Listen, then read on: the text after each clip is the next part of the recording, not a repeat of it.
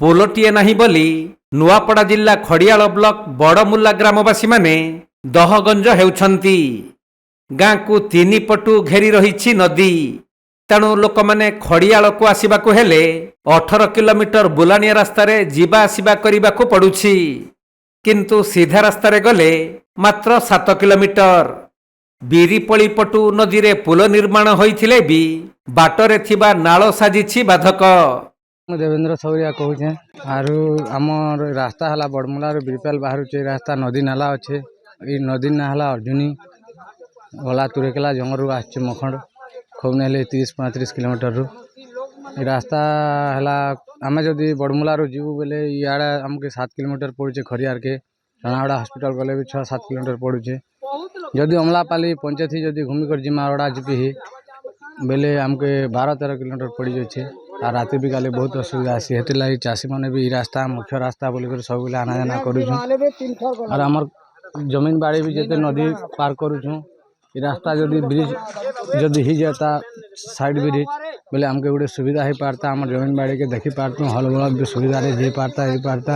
ଛୁଆ ପିଲା ଠାନୁ ସବୁ ଚାଷ ଲଗେଇଛୁଁ 1-1.5 ସିଟ୍ର। ସେନେ ବହୁତ ଅସୁବିଧା ଆମକୁ ଭୋଗବାର ପଡ଼ୁଛେ। ହେଥିରଲାଗି ନାଲା ଆରୁ এই ରାସ୍ତାକେ ଟିକେ ଧ୍ୟାନ ଦେତେ सरपंच की वीडियो की एमएलए भी बोले आम लगे बहुत सुविधा होता सर। तेबे एही अंचल नुआपड़ा जिला और बलांगीर जिला सीमांत होइथिबारु आजि जाए छोटिया पुलटिए निर्माण होई पारु नाही। प्रशासन को ए नहीं बारंबार अवगत करा जाइथिले भी केही एथि प्रति नजर देउनाहंती। फलरे नाळ पानी पारी होई स्कूल कॉलेज रो छात्र छात्री माने विपद संकुल अवस्था यातायात करुछंती। आउ रोगी को नेबा पई लोक माने बहु असुविधार सम्मुखीन हेउछंती।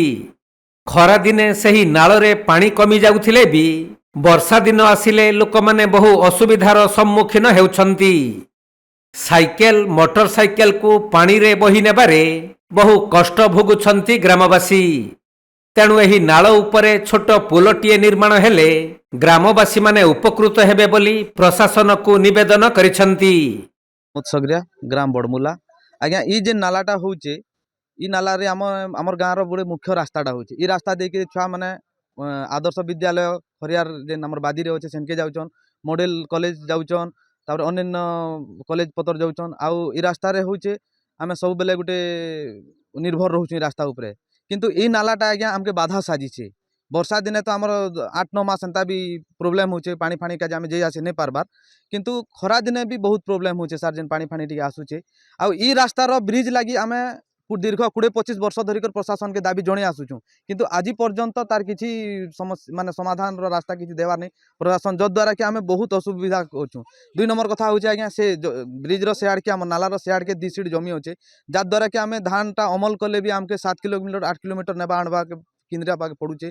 आमे बहुत माने समस्यार सम्मुखीन होबाक पड़ु सब बेले आज्ञा। एबे चाहूँ सर सरकार के एतकी जणामु कि ई रास्ताटा गोटे ब्रिज हो जद्वारा कि आमे गाँववासी उपकृत हवा सहित आम पड़ोसी गाँवटा भी माने उपकृत हो पारबे। एतकी आम प्रशासन के अनुरोध है सर।